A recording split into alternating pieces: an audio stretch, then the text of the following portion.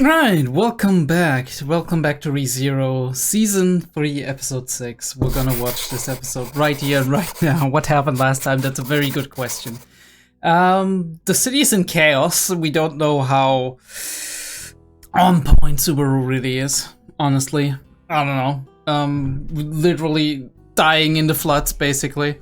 All of our people are basically scattered in the city. We do have a couple of people together, right? Wilhelm and Garfield and all of these people in one place. And Emilia is pretty isolated. That's the problem, right? We do have like different challenges that are ahead of our heroes and heroines and everything. And yeah, this is going to be really rough, especially since we don't know how the damage is. And Subaru literally lost his leg, so we don't know if he's dying or not, right? If he can glean some information when he dies, or if he actually survives, and what do we do then, right? If he actually survives, we don't know where the checkpoints are.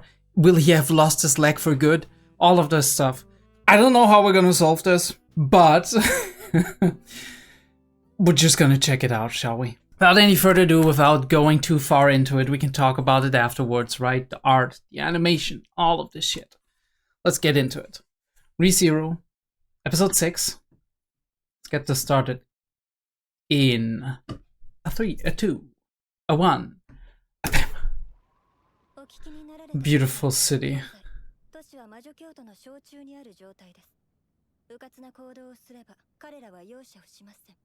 I know this voice actress.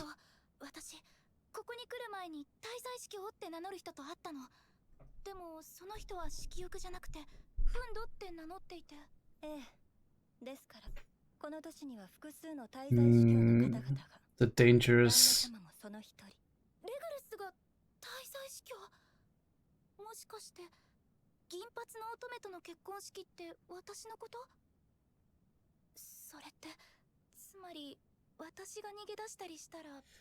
That too, right? There's additional pressure on there.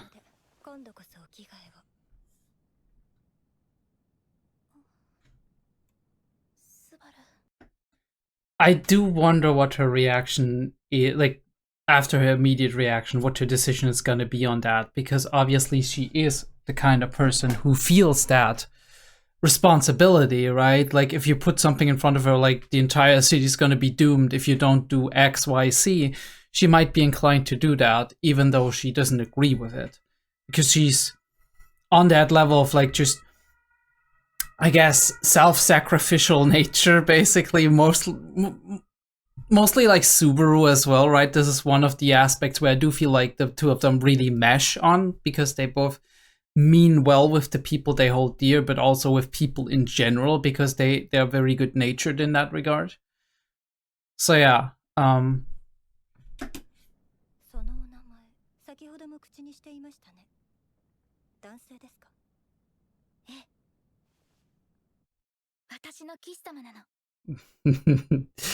really proud about it too.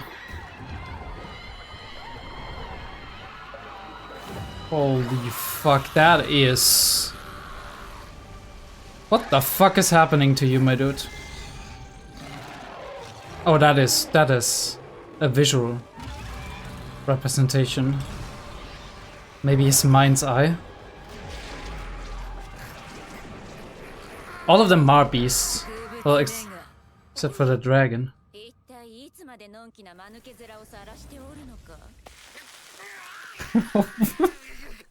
Immediate abuse.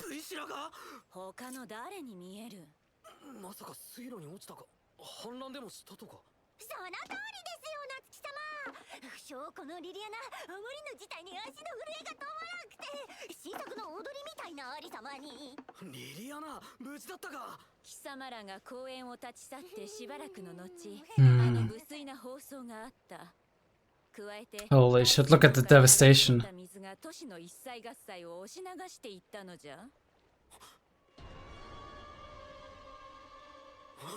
And now he remembers. Oh no, what happened?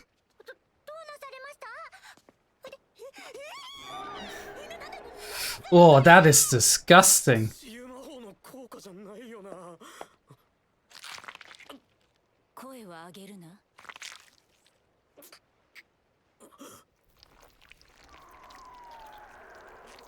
It closes itself up again.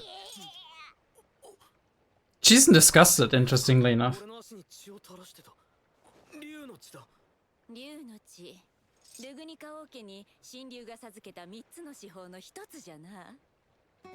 Even more evidence.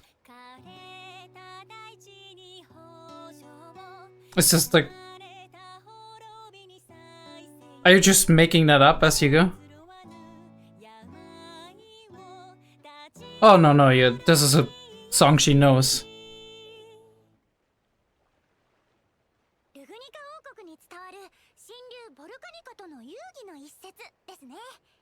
Volcanica.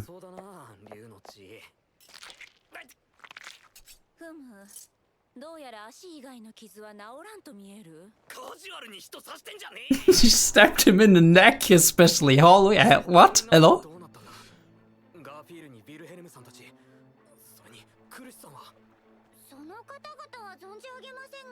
We're all split. Yeah, it was more of a threat.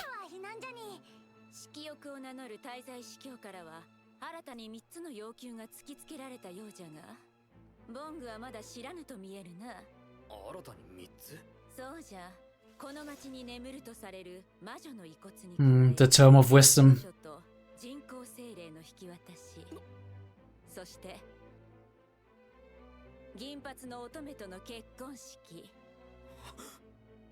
Now it's serious, right? Because these are three things that are at the exact... Holy shit, his reaction.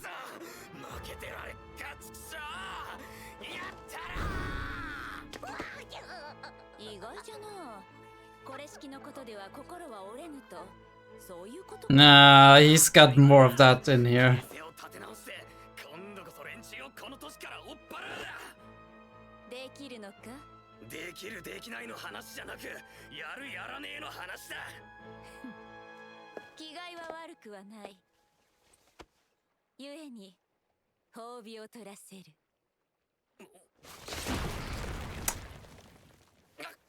I think we have different ideas of a reward. I retract my statement.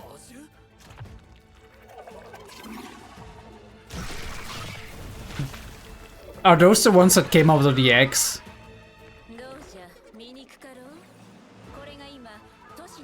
3D animation.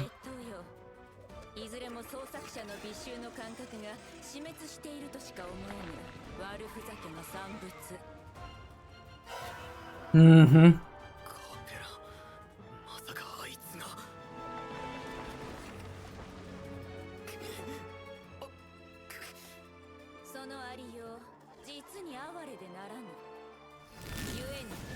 Ooh. The sword, holy fuck, it's...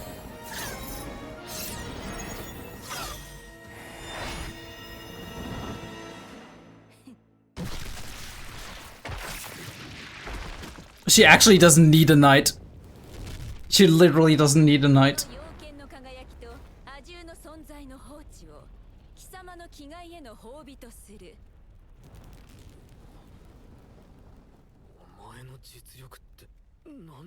Well, Subaru.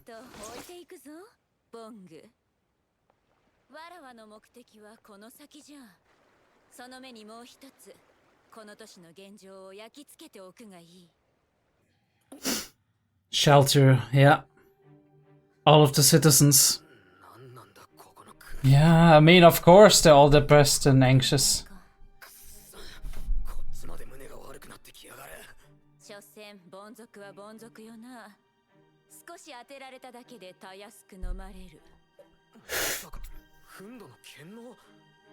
It might be citywide.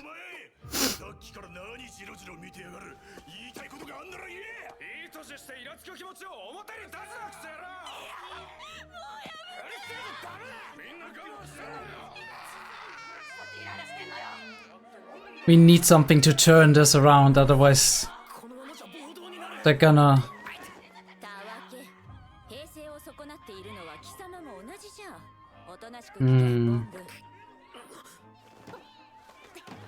Yeah, Lydiana's our choice, right?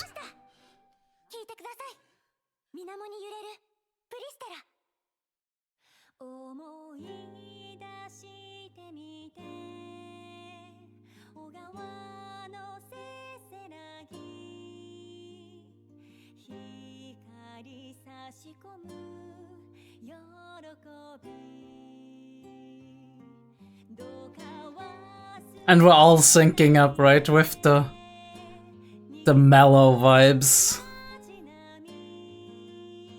Tinge of hope in there. Comfort. Music is something beautiful.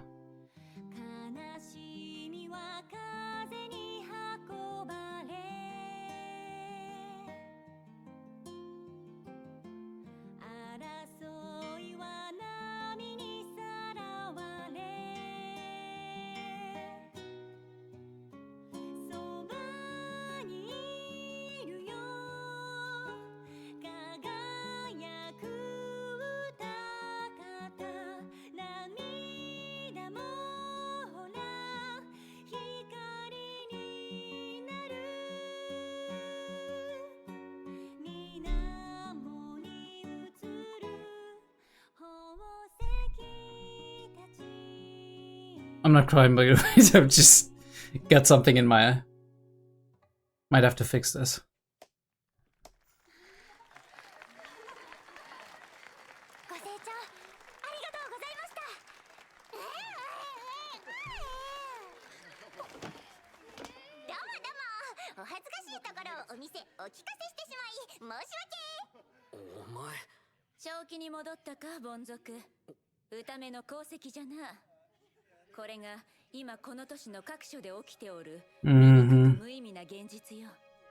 We are slowly losing hope. And she didn't know that, right?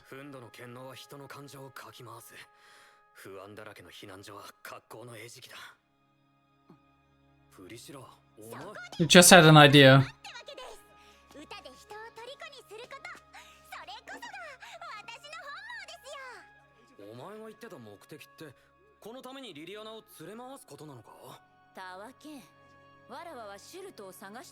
Oh, the little servant she has. He's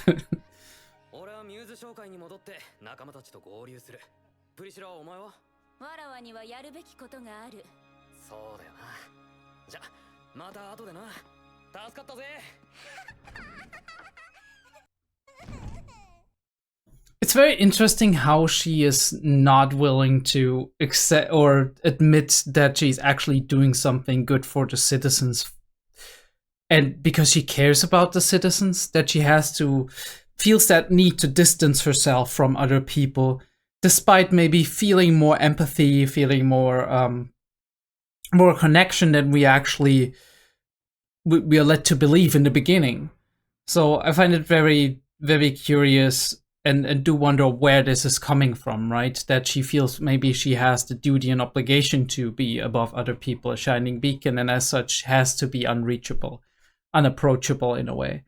Or if she has other things in her past that made her start to behave that way, even with her arrogance in a way, right? That she says the world is kind of working in a way to suit her, right? That all the signs of the world basically suit her in a way, which so far it works out, right? Nothing bad happened to her. And she's always not lucky, but she's always capable of handling every situation. But I find it very interesting how she's not admitting in any way that she cares about people and that she's actually doing it for the people. She does it indirectly. I do wonder where this is coming from.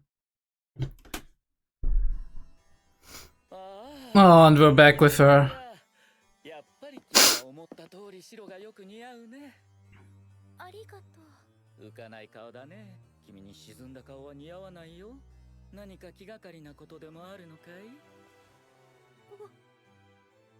He is so creepy. 先ほどのカペラ様の放送の影響かと。放送？ああ、あれか。It's like nothing else but him exists. 耳障りだと思って聞き流していたけど、女の子が初めて聞くと気分が悪くもなるか。嫌だよね。あんな誰からも愛される価値のないガイドコンナの暴言なんて気にしなくていい。Unworthy of love. まだ気持ちは晴れてないか。式を目前にどうすれば花嫁の気持ちを立て直せるかな。苦い顔だね。答えはないのかな。ごめんなさい。そうね、ちょっと疲れてるのかも。休んでもいい？なるほど。それは僕の気が回らなかったね。すまない。会場の準備は僕と妻たちで進めておくから心配しなくていい。会場？すぐそばに聖堂があってね。妻たち総出で結婚式の準備をしているんだよ。僕の妻は総勢291。291 perished, yeah. So we're at 54 right now. ありがとう。覚えておくわね。いい子だ。ところで思うんだけどさ、花嫁の疲れに気づかなかったのは僕の不手際でもあるけど、一番そばにいてあげた誰かが気づくべきだったと、そんな風に思わないかな。Holy shit. Reflexes. He would have killed her, right? 今のって助けていただきありがとうございました。待って、そんなのおかしいわ。今あなたは殺されかけてたのに。助けていただいたことのお礼は言いました。それ以上私に求めるのは権利の侵害では。権利や義務の話なんてしてない。もっと大事な話をしてる。 Rights, duties. 奥さんたちもみんなそうなの？みんなレグルスの態度に怯えて小さくなって過ごしてるの？殺されそうになっても黙って受け入れて。そういう夫婦の形もあるというだけです。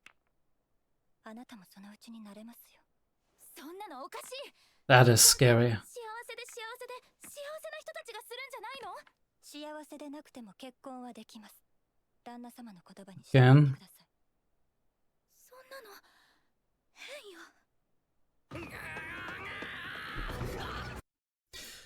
He, like, the disregard Regulus shows for human life is insane, right? Even if we're taking even if we're ignoring the fact that they're literally his wives, technically. Just a human life, and he's like, you know what, actually, you made a mistake, so you're out. I guess, imagine living in terror like this. And there's people in reality who live like this, so never doubt it, right? Like, maybe not exactly like this, because supernatural and whatnot, but right, there is a real life parallel here. Holy shit, Duber's getting clapped again.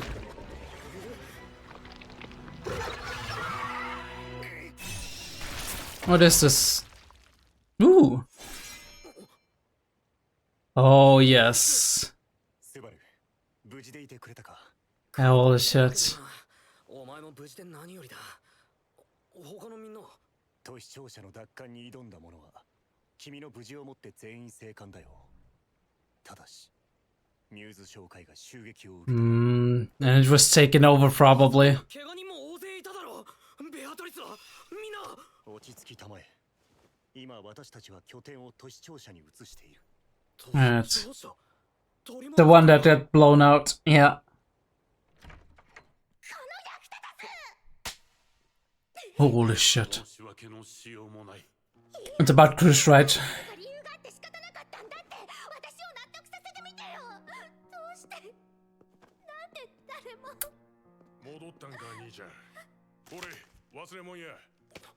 見つけてくれたのか。Got the web. ああ、クリスさんはどうなったんだ。生還はした。だが She's alive. 私はクリス様のところにいるから。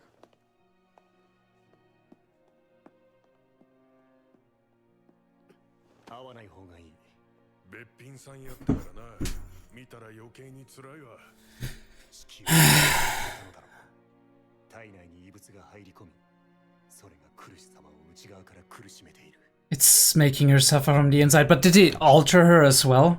Or is it just a festering wound? I mean, we did see it on the on Subaru's leg, and it did look nasty as fuck.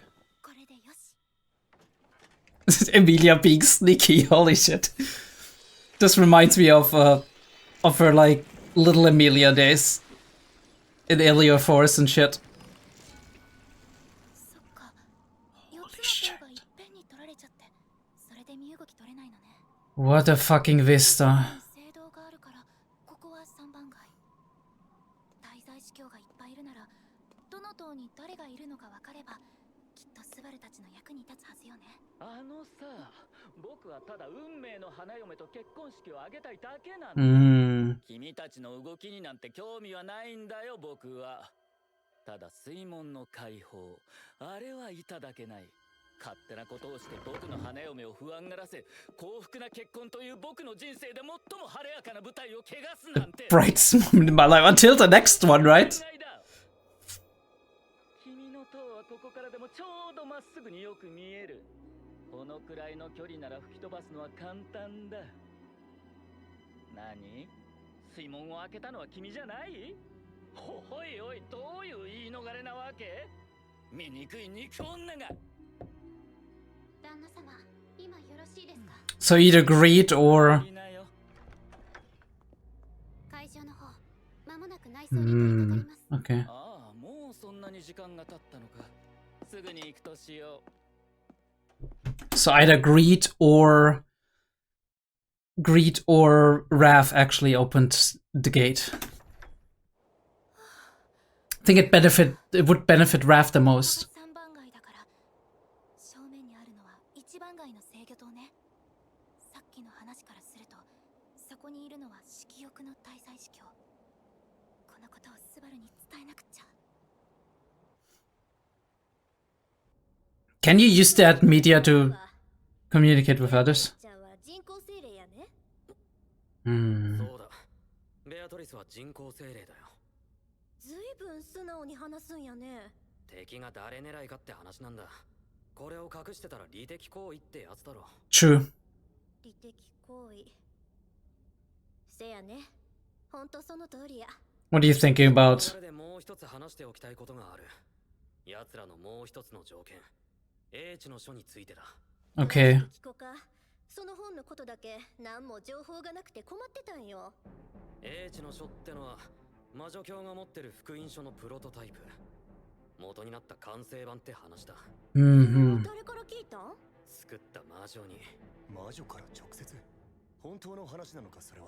本気も本気だよ。会って話して騙されてはめられて。Echidna, my goat. その英知の書は2冊あったんだが。Roswell's and Betty's. 本が燃えたこと、魔女教は知らん可能性があるわけやね。It is, but 最後の一つが銀髪の乙女との結婚式ってわけだ。 I mean, we all know. 勘違いメンヘラ野郎ども。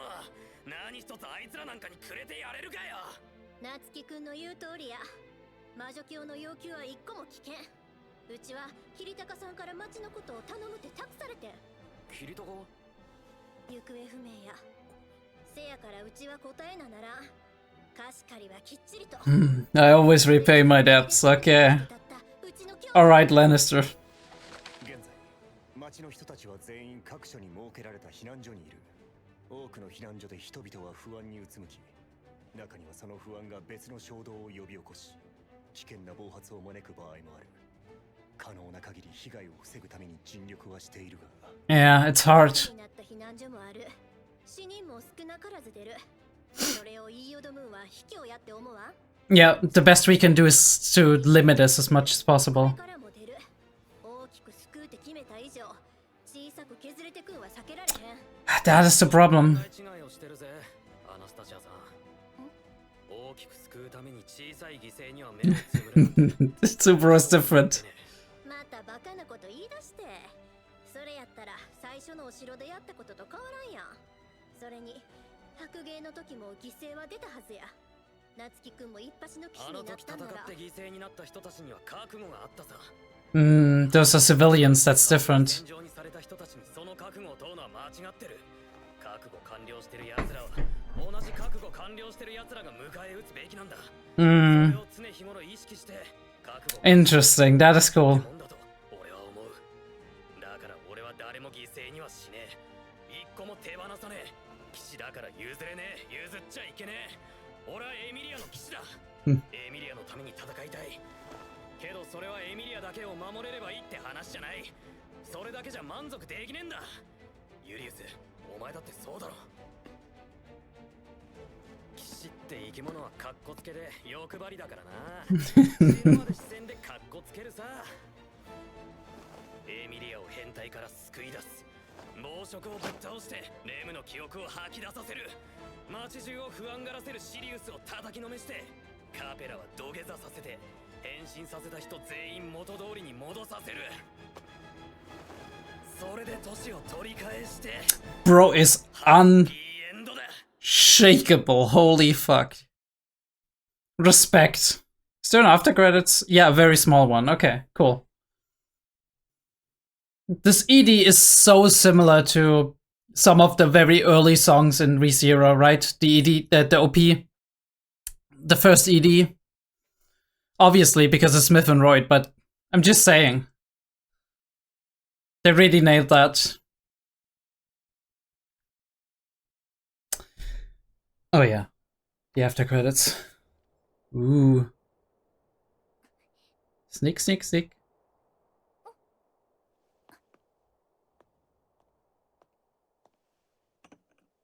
これってさっきの。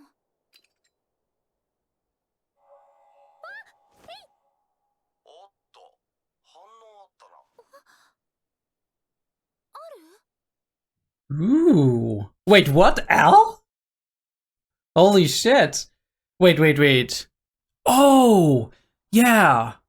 No, no, no. Al was with the rest of them, right? I mean, Al was looking for Priscilla, but he didn't find Priscilla yet. Interesting. Interesting. All right, let's talk about it, right? I need to reopen it, actually, because that's what MPV does when they have, like... When the episode is over, it just fucking snaps out of it. I mean, it's useful as well, right? I don't mind that. What an episode! I gotta say, like, the vistas remain super, super amazing throughout the entire episode. It's so great seeing the city from all of these sides, because it's such a cool city. Holy fuck, I can't say that enough. This city is so fucking cool. The way it's constructed, the way it's, like, thought out and everything. Like, that is one of the highlights of this entire season, or this entire arc, basically.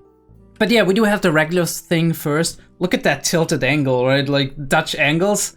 Uncomfortable feelings. Straight up, right? Like, straight shot from one to the next. They're taking opposite sides on taking in opposite sides on the screen, and then we do have that being explained that he's an archbishop and all of that stuff. And...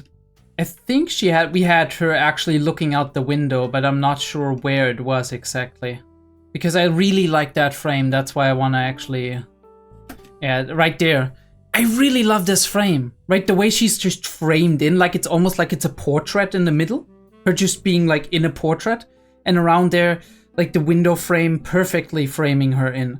And the window is out of focus, right? But we veer through and we do see her in focus in there. Looking out again at the sky. We have that last time as well with like the freedom and the freedom that is right now being denied to her. But yeah, this is like a very interesting sequence because I don't remember it from the light novel, right?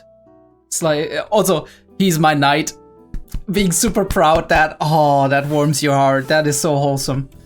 But yeah, he's in a maelstrom, like he's whirling around. It almost feels like he's at the brink of dying, right? Like, this is not him being in the water. This is him being at the brink of fucking being dead. And out of like that, in his mind's eye, he does see the Olgarm of like the forests, right? The ones he fought. And now it almost felt like that was like the boss Olgar from Arc 2, and then it just transformed into the dragon that was there the last time around. But maybe it's also just a vision, I don't know, like Marbeast fighting a dragon, and then everything just kind of exploding here. I don't know what it exactly means. Like, right, the Marbeasts are attacking the dragon, basically, and biting it and whatnot. Maybe that is a vision of something that is connected to the dragon's blood he just got into his leg. Maybe that's the case, actually, here. Almost looks like the dreamscape that we saw in the Mind Palace when Echidna was talking about all of the other witches, and we saw, like, the... right, like the creepy melody in the background, and we have like that space dust clouds in the back, and we wake up with like a very interesting lens looking at Priscilla's face upside down. she's putting her head down. He's like, as soon as she knows he's fine, she's gonna start the abuse. But actually this is very interesting because you do not see her being overly familiar with anybody, well, aside from Liliana here and Al. You don't see her being overly familiar with anybody otherwise, right? This is like, I do feel like in this episode for the first time, she does feel like she's actually mutually interacting. She still calls him peasant, right, later on, but I do get the feeling that she's starting to accept him more as a natural part of her environment, and as like as a status maybe close to what Al has, right? Because Al is her knight, basically, and as a knight of a royal candidate, that she's starting to accept Subaru as that. Especially since Liliana seems to be very fond of him as well. So there is that, like, that connection that, like, do you know that when you actually meet somebody and you're like, you don't know them all that well, you maybe have met a couple of times, but you have somebody who you're really doting on or who you really like and whatnot, and that person is very good with them. So this automatically gets you closer to them and act more casually with them, which is what I'm seeing here. Holy shit. Stop shaking your legs. This is art. I'm sorry, this is fucking art. Look at that. Beautiful, beautiful destruction. I mean, destruction can be beautiful too, right? In a way. These vistas, holy shit. And the tower looming in the distance. And he's like, my leg, oh wait, it's there. And he's doing it, and Leo's like, what the fuck is that shit? It looks so nasty.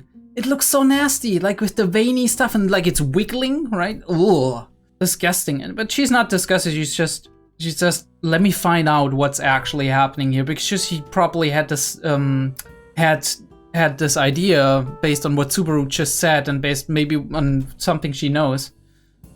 And she keeps smiling, and interesting, she keeps always, I said that before, I think, she keeps hiding herself behind her fan, so she creates like a barrier between whoever she's talking to or interacting with and herself when she wants to hide maybe what's going on inside of her, and she can't completely hide it just by having a poker face. She's saying a dragon's blood, that one of the 3 treasures the holy dragon bestowed upon the Lagunicas royal family, that supposedly died out royal family that Lust claims to be a part of, right? At least in terms of like naming herself that. And we do have a little song going along with that. Shall bless the withered earth with abundance, the scars of destruction with regeneration, and unrelenting illness with immediate healing. Alright, so technically, right, the idea is the royal family had this ability to meet illness with healing. The interesting thing about this is we do know from season 1 that the royal family died of a sickness, right, of a plague or whatever. So what happened? Right? The royal family about a friendship with the holy dragon, Volcanica. It makes dragon blood sound pretty omnipotent. She's like, let me stick you in the fucking neck where all of your nerves are to find out. I'm like, couldn't you have just like punctured something else? Hello? An ear? An ear maybe? That would have been way easier. I mean, it would probably bleed like hell because ears bleed a lot, but less significant in a way, right? Like less vital, less in danger of crippling him for life. Hello? Right, and we don't know, we reconvene, we don't know what happened to the others. all citizens made it to the shelters in Archbishop Plus need 3 demands, right? We all heard those. And we're just like, we're counting them, and Subaru's like, what the fuck? Right? They're all 3 related to V. The first one I know, right, with the Tome of Wisdom, I know about at the very least, right? The second one is Beatrice, literally, and the third one is Amelia. So this is...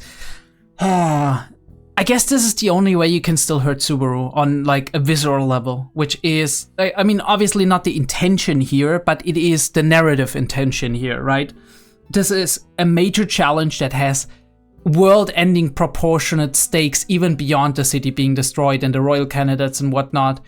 Because for Subaru, it is the 2 pillars in his life actually being threatened in this case, right? One of them actually being in the enemy's control already, and the other one being injured and recuperating and being demanded by the enemy in exchange for the safety of the kingdom or the like all of the people in the city and whatnot, which they're not gonna hold anyway.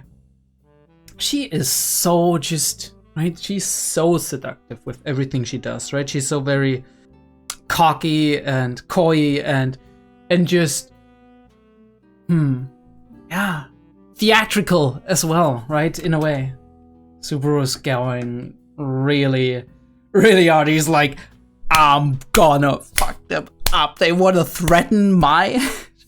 And that is the right response, right? What is your response gonna be? Despair, right? Oh no, holy shit, everything is lost? That's been old Subaru, and we've had that a couple of times. Obviously, it's hard not to react this way, but if you have made the experience in the past, and that is the great thing about our character development here, that is the great thing about what happened in the past. Subaru learned over time that with enough, like if he sits down and thinks about things, if he figures them out, right? If he finds new information, if he gathers allies, there is nothing that you can't turn around. Now, obviously, there's still the danger of somebody dying you don't want to and being put on a checkpoint that you can't undo it, right? Case in point, Rem is not dead, but factually almost. So there is this element. There's this element of danger that's still there, but he says, if I put my mind to it, and I know I myself alone, I'm not capable of that, but I can try as hard as I can to do as much as I can to get all of the people around me to actually do something with me and actually fight with me, and I can rack my brain to get a strategy in conjunction with everybody else who has different kinds of information, different kinds of ideas, and we can brainstorm, we can get something going, because there's this optimism coming from not just thin air, but from experience. Season 1, Arc 1, Arc 2, Arc 3, right? The 3 arcs in the season. We have the big capital arc when he starts out. We have the Olgar, like the Ma Beasts in the Forest arc with Rem and Ram. We do have the Betelgeuse arc, the entire fucking Betelgeuse arc that was big with the whale and everything. We have the rabbit and the sanctuary, right? And we do have that build up, not only the trust in himself that he's gonna be able to do it, but also that everybody around him, he can rely on them, right? And he can make something happen with that. And that is great. That is fantastic, because this is what's triggering this response. This is what's triggering the response of, holy fucking shit, get off my face. I want my loved ones back. Hello? Fuck you all. We're gonna make this happen, right? And we're gonna make it happen. We'll have later his speech about everything. We're gonna make it happen with saving everybody that we can, right? The knight spirit. And I think that also set a fire in Julius's eyes, because he was like, yeah, that is exactly the principles that I'm living by. This is enough to make you lose heart then, right? And she is impressed, because the last time she's seen him, he was completely different, right? That was season 1, middle of season 1. I regroup, and this time I'll run out all of these bastards out of town. You can do that, right? Challenging him, but not in a way of like, huh, you can do that? You think you can do that? More in the sense of like, you think you can do that? Wow. And he's like, nah, it's not about if I can do that, right? Because he's like, she probably knows that he can't do it alone, right? Like, it's about whether I will or I won't, right? Whether I will do it, right? I'll set myself out to do it, and we either go down in flames or we burn until our enemies are ash, basically. And she does like that. I commend your medal. And for that, I'll give you a reward. I don't know what the reward was or is gonna be, because she seemingly didn't do anything except for, like, at least saving his ass when all of the other beasts were coming in. But yeah. Liliana's just there. She's like, shh, get the fuck away from me. Yeah, I mean, they are disgusting. They're just formless, weird, worm-like beings. But you don't know, no idea. I don't like the CGI on the right side, I gotta say, right? This looks like a Pokemon. Right? It looks literally like a Pokemon, hello? Like this one, this is straight up from a Pokemon game, hello? I don't think those are citizens. I think those are like the corpses, right? Reanimated versions of the corpses. Holy shit, we need to enjoy this, because this is beautiful. Let me just... She's drawing it out of space, right? Out of like dimensional pocket basically, but the dimensional pocket is on fire. And we do have the swing. The interesting thing is, like, the fire is coming in before the swing is going, which is really cool. And it's kind of almost a greatsword, right? You wouldn't think she'd be somebody holding a greatsword, right? Because that gap actually makes for a very impressive effect. We zoom into the eye and we swing the sword. And yeah, she is very capable of fighting, right? Putting it out, the glint comes out. And she's fighting differently from Willem, who is like, right, really, really very skilled in what he's doing. But she's also fighting differently from what you would expect a greatsword user to do, right? Nonetheless, she's swinging it with the weight. She's using the weight, and there's a fire around the sword. She calls it a yang sword, so it's a magic sword, I do assume, right? We do know yang magic exists. The fire reaving and her just doing her dance. And it feels like a dance, right? It feels a lot like a dance, especially when she then, right? She puts her arm up like that, almost like it's the mid move in a dance, and then she's so assured she knows that she's got them all. And that is badass, right? That puts her, like, for those people who don't know, right, that didn't know before, she was like here maybe, or maybe she was like here because she was hot, and like it's just the attitude she has, and some people really like that. But now she's here, she's like, holy shit, this is a badass. And you do see why her leader qualities are more than just being arrogant and like being pampered, a pampered rich child or whatever.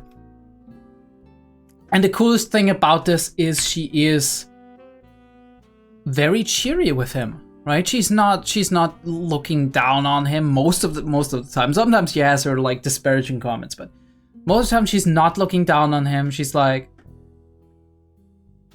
I mean, a little bit boastful, but also just, this is not something where any hostility comes across, and that is something very different from what we are used to from her. Basically, she's like, come along, and all of the destruction, all of the devastation, and we go into the shelter, and then we deal with Sirius's power, which seems to be almost citywide, which is insane. Think about that. I mean, obviously you do see that her aura only slowly affects people over time, so I would assume the further people are away from you, from her, the less it affects them. But it's also insidious, right? Because it kind of creeps in those cases. You don't have to be, right? So her advantage is either being relatively far away from people, so people don't realize how much they're actually being influenced, right? How the emotions go up and they're getting synced up and kind of like, right, having that perpetuating anger spiral. And at the same time, the other advantage would be being very close to people and the center of their attention, because then it's like a snap and they're yours, basically. But, or maybe she can extend it, right? And if she extends it, then it becomes less powerful. But creeps in more, right? Very insidious. Even I'm starting to feel sick. And it's like, this is kind of a metaphor for what happens sometimes, right? Anger can animate people. Anger can instrumentalize people, right? Put them in a direction, right? You have a bunch of frustrated and angry and fearful people, and you point them to the source of their fear. Well, not the real source, but like you're like, it's this person's fault that you feel that way, right? And you bring a couple of like seemingly okay arguments for it, and you'll get them to dogpile, right? Or, right, you have two people who are already frustrated and stressed and anxious and whatnot, and you kind of just throw a wrench between them, and suddenly it's like, poof, poof, poof, poof, like a fire, right? But the negative kind, like a fire spreading, a forest fire basically, and with each tree that gets caught up in it, there's more like material that's burning, and at some point in time it's uncontrollable. You'll need hours or months, well, not months, but hours or days to actually erase the fire or let it burn out on its own, and then the devastation will be immense.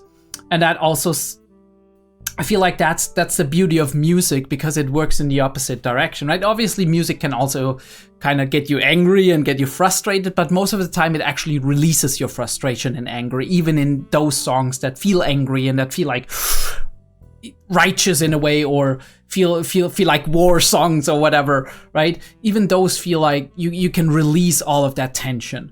And in the same way, you can use all of that tension that exists and use a beautiful and harmonious song to redirect that tension into something positive, right? Make people feel something, connect, right? Feel close to one another and feel sympathetic to one another, feel like they belong here, creating the atmosphere. And that's the beauty about song, because there's so much that you can express without even, like, obviously we do have lyrics, and that enhances the music a lot because it gives additional meaning to a song that's already meaningful, right? It's kind of like direction in a movie. A movie can, like, scenes can be shot very well, but people are gonna be like, oh, this is a spectacle, this is amazing, right? Some kind of action flick or whatever. But if it's not directed well, then it will obviously just be the spectacle that draws you in, right? And that you find enjoyable, but you're like, okay, this is nothing beyond that. But if somebody really knows what they're doing with direction and whatnot, with how they take the shots and how they set up the camera angles and how they like do the interactions and how the pace of the thing flows, then people are gonna be a lot more like, they're gonna be like, the action was amazing, but holy shit, the plot really hit home, right? And I don't know what it was, but I was fascinated by every minute I was watching that. It wasn't like boring or whatever. And this is how you create something. And that's the lyrics basically in a song, because obviously a song on its own is already something that touches, that crosses national boundaries, as we've said, like as Subaru himself said in the first episode of this season. There's something that goes beyond just language, beyond culture, that you can understand in music. And that is something very powerful. If you've got somebody who understands music on an instinctual level, like Liliana does here. And she's the light in this. Priscilla just watching, probably being like, I knew I saw talent in her. Have you returned to your senses, peasant? The little songstress has done well. It's the ugly, meaningless reality that is occurring throughout the city. The shelter's full of unrest, the perfect prey, right? We exchange information about Raph. Priscilla, and he notices that. When she has real concern about the citizens, but she doesn't show it.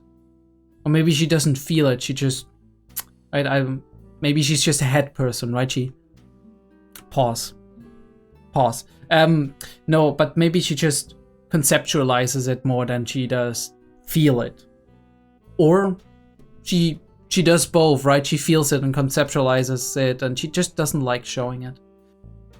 Obviously, that shows in a way vulnerability, weakness, right? Because then a person who is who's opposing you, especially if they're your enemy, if you actually have enemies, you don't always do, right, in life. You don't always do, especially in modern life. You don't have clear enemies, but like in such a scenario, if you have an enemy, they can be like, oh, you care about that. I can exploit that. And that's gonna be the difficult thing.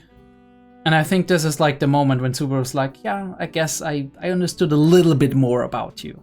And I like what I saw. And she's taking care of that. She wants to take care of the city, basically. Every shot with her is gorgeous, not gonna lie. I guess that adds to her character, the way she presents herself and the personality that she has, that she's always sitting very well in frame. There's very few shots where she looks ordinary. You have that confrontation with Regulus. Holy shit, we have so much to talk about. This is exemplified abusive relationship thing. And in this case, obviously, Emilia is playing along because she knows she has a larger right. She needs to gather information. She needs to find out what she can do and then act upon it.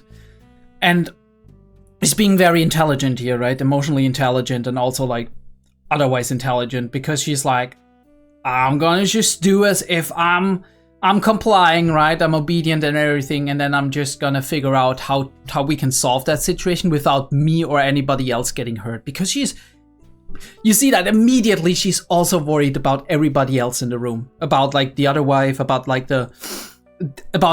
all the ones down there preparing the wedding, all of these people, right? Very good use of light and shadow too, right? The light is shining on her face. We do see her complete face and the sun rays are shining on her. Regulus, the sun is shining on his back, more like it's like almost boasting in a way.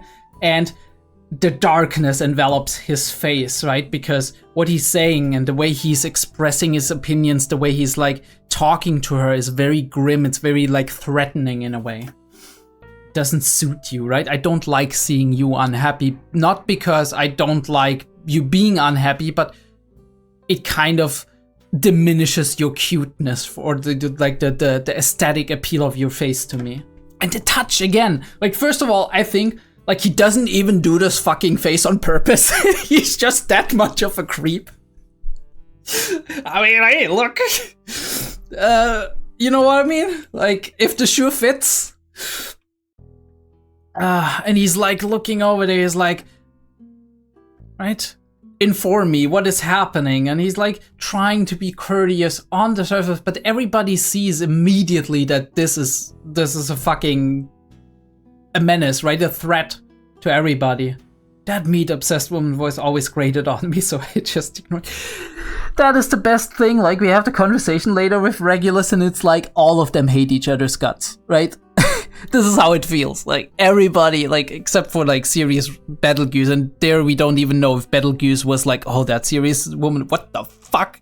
Get her the fuck away from me.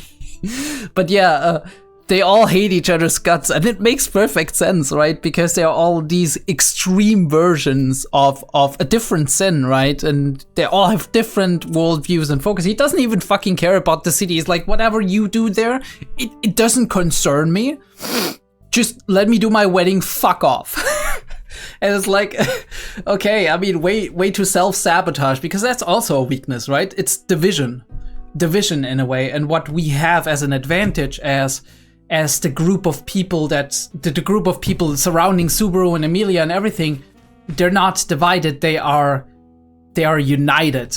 And they can be even more united, but they share a common goal, they share common beliefs about how the world order is supposed to be, how people interact with one another, courtesy and all of these things, right? Even if that's sometimes being like even if these barriers are sometimes being crossed a little bit in order to poke the other side in like in competition or in like, right, scheming or whatnot. Priscilla is doing a lot of scheming, but even she has that sense of courtesy and all that. So sense of courtesy that they don't have, because it's, especially for Regulus, but even for the other ones, it's all just me, boku, boku, boku, boku, boku, boku. We do have that in his first dialogue when he comes on screen. Like, I mean, I think in his first dialogue, but also in his second, when we see in season 2 in Elia Forest, right, when Emilia has her memories and whatnot, he's like, me. You hear that every fifth word is boku, so yeah. Again, great framing, right? Emilia in focus, he out of focus, the wife out of focus. We do have like the light being on her figure and on her face, while the darkness envelops everything else. It feels oppressive, right? He, with his like statue being very much the biggest in the frame, feels oppressive. You have a face that I can love. And he's like, she's unlovable, right? The lust. It's like almost confirming what she herself also thinks. I want everybody to love me, because I think she's kind of flip-flopping between the, yeah, of course, right, my beauty and whatnot, and like trying to confirm that people only love based on looks. Which is maybe also one of the reasons for her appearance, right? The way she presents herself. That is kind of an expression of her belief that people are loving depending on looks. How can I lift her spirits? Sorry, I think I must be tired, and right, an excuse, but an excuse that doesn't go into confrontation mode, which is right. But he's like, oh, that was my mistake, kind of not noticing. He's introducing the church and everything, and all of the others. And he's like, wait a minute, right? Let me put the blame on somebody else as well. It might have been my fault as well for not noticing, but shouldn't you have noticed? It's your duty. So, and the moment he's like, Emilia is really fast in realizing that, right? She is really, really good at being like, oh shit, I know what he's about to do, right? You need to read people very well for that. Even people like Regulus, who are like almost like oftentimes unpredictable. Love how the face like contorts in like fear, and he's like snipping something. I don't know, like this effect is very interesting, right? You see that, right? Negative space, and then we have like that in the middle, like there's nothing, and then this effect. Whatever happened there, no idea, but Emilia getting in at the last second. Boom. Sorry, I wasn't thinking, right? You were feeling mostly, but you were also, I don't know.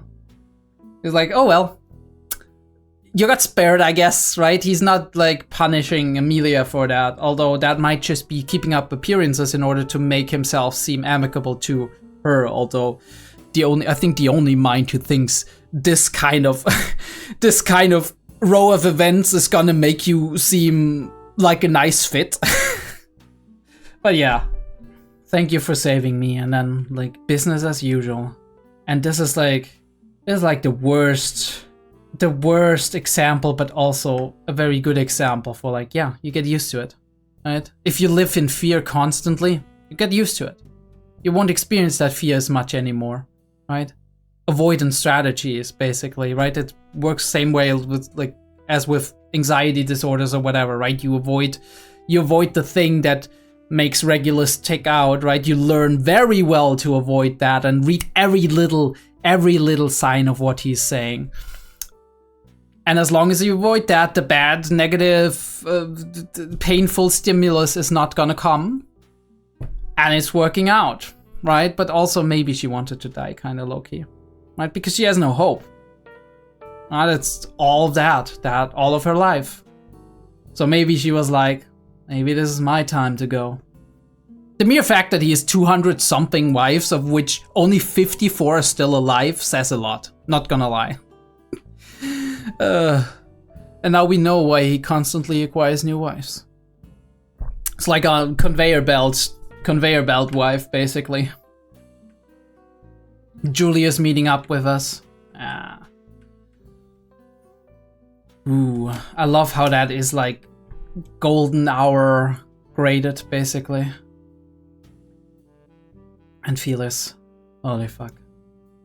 Felis slapping him. And Willem just takes it because he's like, I know you're hurt, right? I know you. Make some excuse. I want you to tell me it wasn't avoidable, but obviously Willem also blames himself, so he said, I'm sorry. Maybe I could have avoided that. I can't say for sure. And Felix can't heal that, maybe, right? Early on, we had the problem with wounds that can't be healed, right? I would assume Felix would have healed it the moment Krush came here, if it would have been possible. What happened to Krush? She did make it back, but... And I guess Felix is not crying because suddenly Krush is like... ugly, I guess, right? We saw the leg of Subaru, right?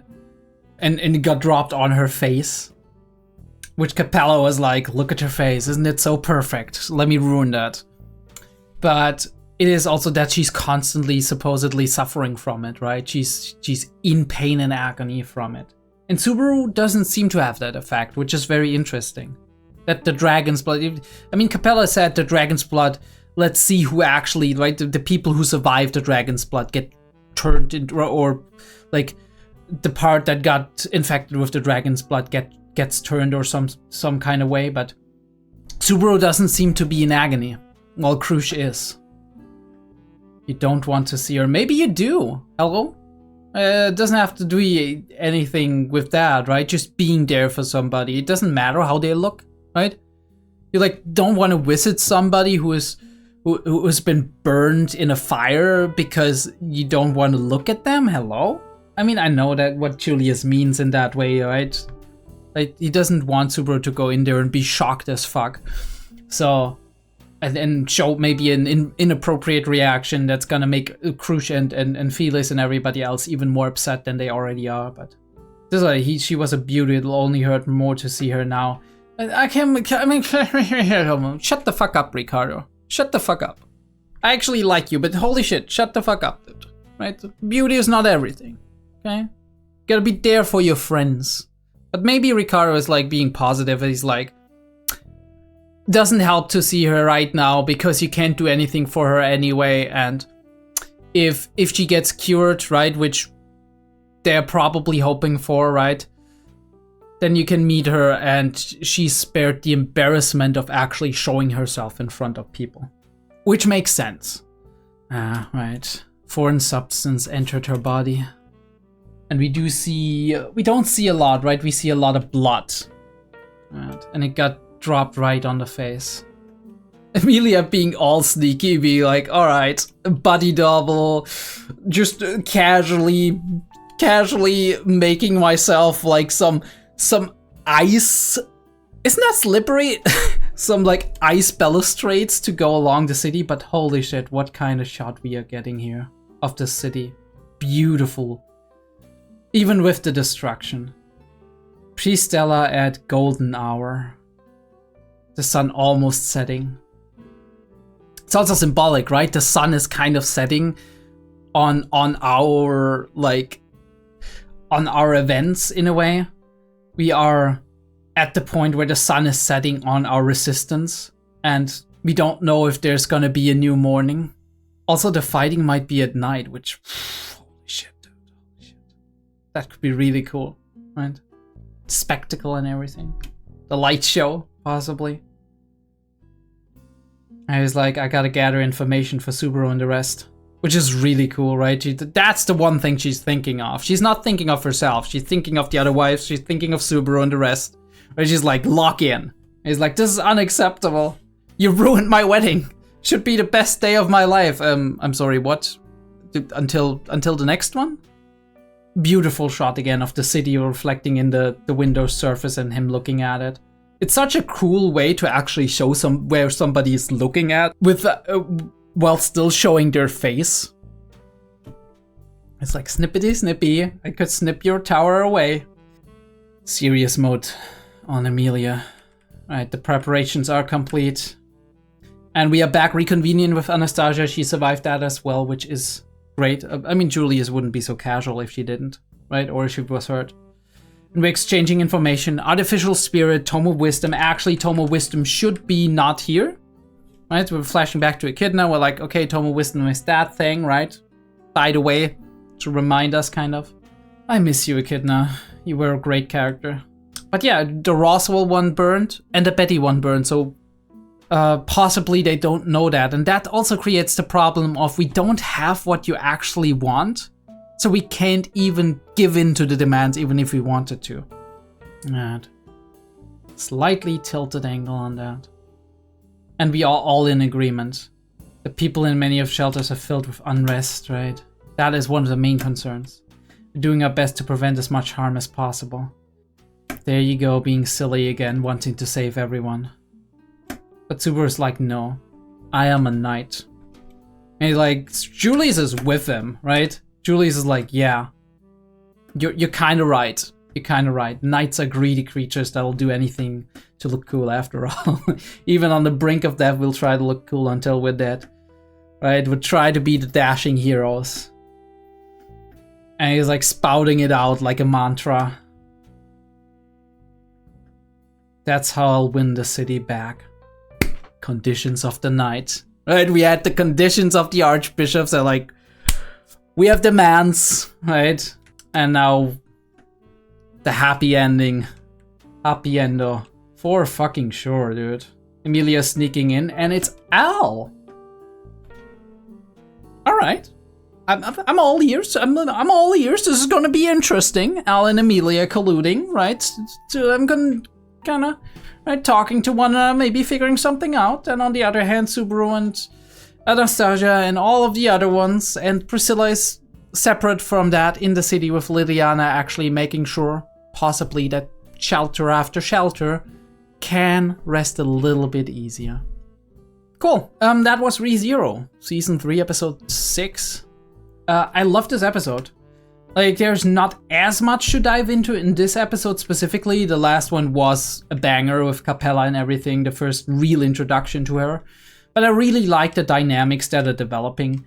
Characters are being thrown apart, right, ripped apart and thrown together with other characters that we didn't have much interaction with yet, right? We still have the Emilia isolation thing going on.